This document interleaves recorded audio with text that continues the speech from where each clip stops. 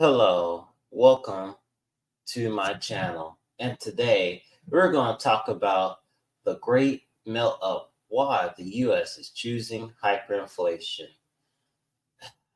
I mean, it's really sad that they would choose hyperinflation. I don't get it. Maybe you guys and ladies out there can educate me on this because I know this is just my opinion. I prefer to go into recession more than hyperinflation because your dollars don't mean as more. While you're in a recession, things will go lower, but I know people will lose their livelihood and all that. I mean, I get it, and I'm not asking for people to lose their livelihood, but in my opinion, from going through 3 recessions in my lifetime, I understand I'd rather go through recessions more than hyperinflation. Yes, because I know other countries went through hyperinflation and their dollars don't mean as valuable as what it is. I used to live in Uganda. Hyperinflation goes there a lot all the time. You can actually look it up. And not only Uganda, Zimbabwe, Senegal, Nigeria, mostly all the countries there. And that's why in those countries over there I just mentioned, they're coming over to America to live a better life. And we need to see why it's that. But at the end, we know why. It's because of the dollar. And I just don't understand. And at the end of the day, I see this American future that we're going to move some outside the country somehow, some way. But it's only the people that can afford it at the end of the day. But today I'm going to watch Brian say his opinion about this. And then maybe we can learn something from him and myself. Let's get to the video. In my previous video, I explained to you how the national debt crisis will cause the great melt-up. In today's video, I'm going to explain to you why the Federal Reserve and the US government have chosen hyperinflation rather than deflation. So the purpose of this video is not to scare anyone. So could this be a scary topic for some people? Yes, but that's not my intent. I would say it's like if you know a hurricane is coming, then what's the best thing to do if you have the information? It's to warn people so that they can prepare as best as possible. So this information is very important because the way you defend yourself from hyperinflation is completely different compared to deflation. Okay, so let me tell you why the government and the Federal Reserve prefer hyperinflation compared to deflation. So I'm gonna keep this as simple as possible. Let's start with this. So what is the underlying problem here? Simply put, the politicians and the federal government, they have a spending problem. I can't say it any more easily than that. So the federal government spends more than they make. They've accumulated all this debt. Everybody knows that they can't pay this money back.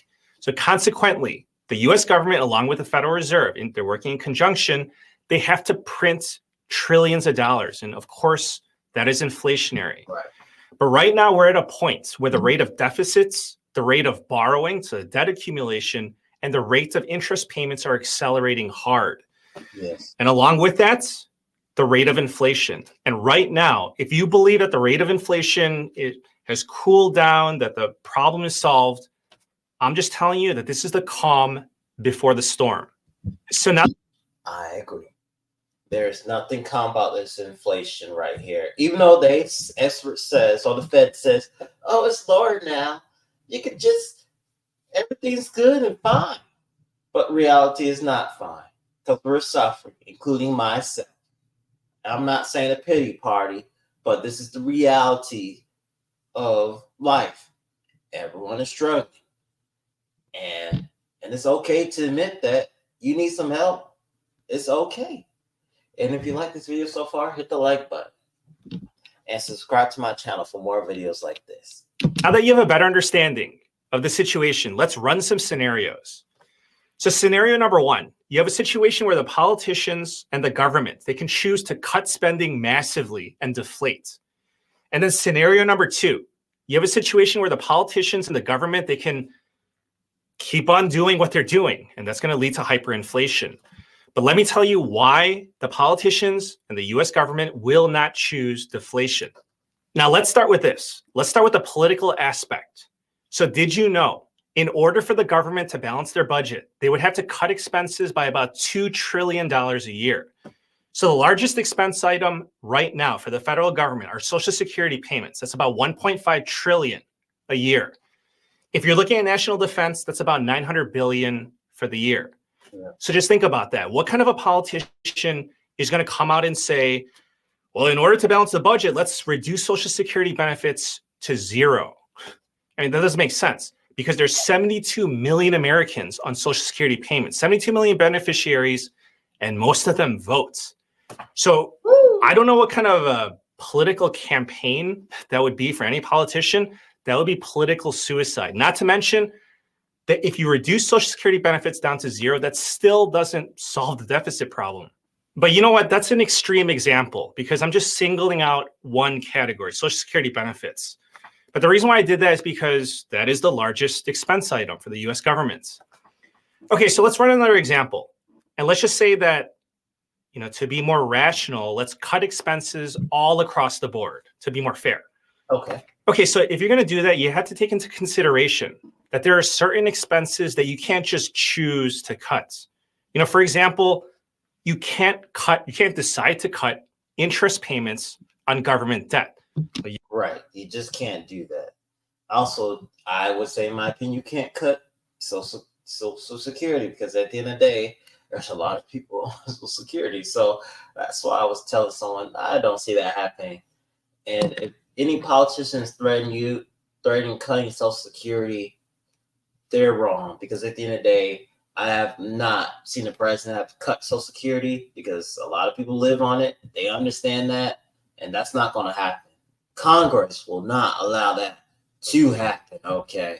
So you don't need to be worried about that, no matter if it's Democrat, Republican. You have to pay those. So with that in mind, to balance the budget, the government would have to cut expenses all across the board by 40%. And that's horrible as well.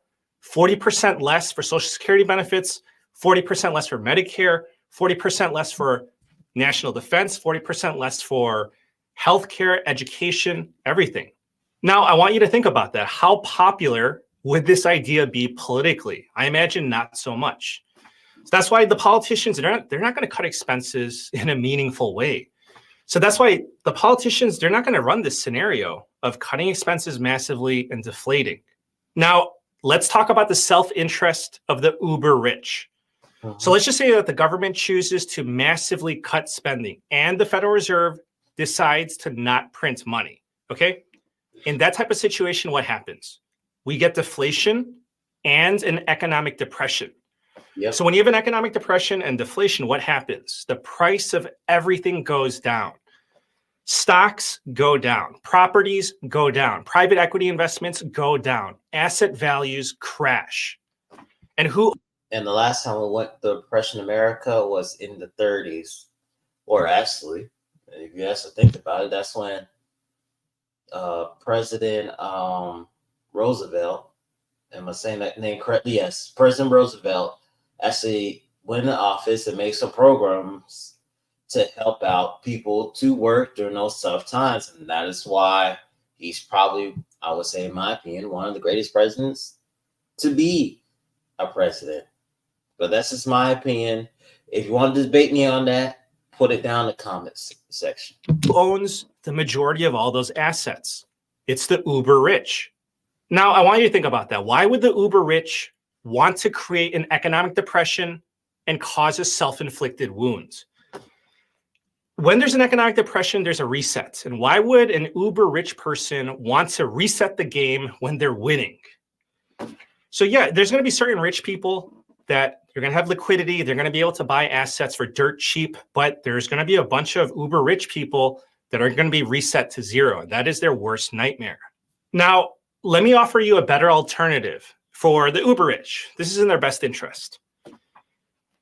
If there's hyperinflation, if there's a melt up, in that type of situation, what happens? The stock market soars, property values soar, private equity investments soar, assets soar in value. And who owns the majority of those assets? Again, the uber rich. Now, in a melt up, who gets left behind? It's the people with no assets, which It's the majority of Americans. And that's the problem. The wealth inequality gap will widen. The middle class will shrink even further. And then we're going to be left with a society where you're either really rich or really poor. And for the uber rich, here's another benefit about hyperinflation, or I'd say an advantage. So in a situation of hyperinflation, you have the Federal Reserve printing trillions of dollars. It would be fair if everybody, all Americans, got an equal portion of that newly printed money, right? Right. But as you know, I mean, obviously that is not the case. The rich and powerful get first access to that money, and they also get the bulk of that money when we're talking about per person. So just think about it. We've already seen this play out. We get a $1,200 stimulus check. They get a $5 million ERC tax credit or $20 million in PPP money. The average person just gets the crumbs. And think of hyperinflation from a political standpoint. If a politician says, we're going to give you more money, that buys votes. They don't tell you that they're going to print that money. There's a cost to it. It's called inflation. But as long as you get elected, who cares, right? Give the people what they want. Okay, now I want you to think about hyperinflation from the standpoint of our national debt crisis. So with inflation or hyperinflation, whatever inflation, it's easier to pay back your debts. So I'm going to give you an example. So let's just say that right now you have a mortgage on your home. Let's just say your mortgage is $300,000. In the event of hyperinflation, it's going to be so much easier to pay off your mortgage. So let's just say that inflation goes up by 1,000%. Let's just say overnight. That type of situation, a Big Mac would cost, what, $60? A Honda Civic would cost, what, $2? Just imagine your McDonald's meal costs $60. That is insane. Oh my goodness. Comment down below. What would you do if you had a Big Mac that is $60 and your McDonald's meal was $100 for 4 items? Let me know. Jesus. $250,000. But if inflation goes up by 1,000%, your pay will increase too. Your income's going to go up. If inflation goes up by 1,000%, your income probably won't keep up. But let's just say that it goes up by 700%. So in that type of situation, if your pay goes up by 7x, then it's going to be so much easier for you to pay off your $300,000 mortgage. And it's the same concept with the government's debt load. Their pre-existing debt becomes more easy to manage. Now, I want you to imagine the situation of deflation. So let's just say that we're in a deflationary environment. Let's just say overnight, boom, 50% deflation. So in that type of situation, a Big Mac goes back down in price to what, $3? A brand new Honda Civic is $12,000. But let's just say that you have that situation, you have a $300,000 mortgage, right? But you have to remember that your pay is probably going to go down by 50% as well. So imagine trying to pay off your $300,000 mortgage when your pay is sliced in half. So it's the same concept with the US governments and their debt load. And I'm going to stop the video right here. And if you want to watch the rest of the video, I'm going to put this link down below on his reason why that the great melt up is going to happen in his opinion. And this is the second episode. I know he has a first episode on his channel. I'm going to put the video down in the link and you guys can go and watch it. But this is really good information. And hey, I would say watch his channel, learn a lot from him. He's really good. I like him a lot. I see almost every video he puts out. And if you want to watch my next video, it's going to be up here. And if you want to watch my next video that I'm reacting to this financial advisor, if I agree with his advice or not, watch the video up here.